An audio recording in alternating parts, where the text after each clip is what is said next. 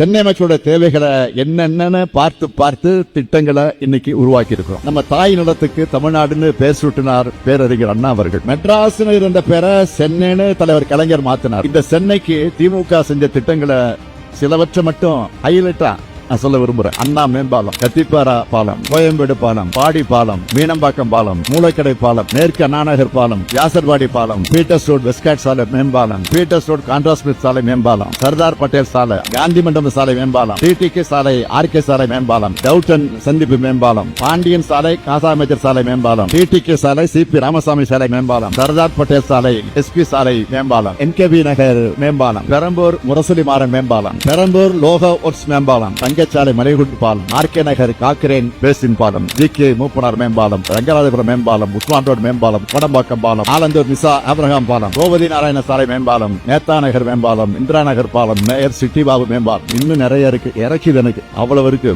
அது மட்டுமல்ல, செம்மொழி பூங்கா, தொல்காப்பிய பூங்கா, கலைஞர் நூற்றாண்டு பூங்கா, ஏராளமான சாலையோர பூங்காக்கள், கோயம்பேடு காய்கறி அங்காடி, கோயம்பேடு பேருந்து நிலையம், மெட்ரோ ரயில் தலைமைச் செயலகமாக கட்டப்பட்டு இன்னைக்கு பெரிய அரசு மருத்துவமனையாக இருக்கக்கூடிய ஓமந்தூரார் மருத்துவமனை கட்டடம், கிண்டியில கலைஞர் நூற்றாண்டு உயர் சிறப்பு மருத்துவமனை, ஓஎம்ஆர்ல ஐடி காரிடார், ஐடல் பார்க், நெம்மேலி மற்றும் மீஞ்சூர்ல கடல்நீரை குடிநீராக்கக்கூடிய திட்டம், இன்னும் மிகப்பெரிய பட்டியலை போட முடியும். அதனாலதான் எப்பவுமே சென்னை என்பது திமுகவுடைய கோட்டையாக விலகி கொண்டிருக்கிறது.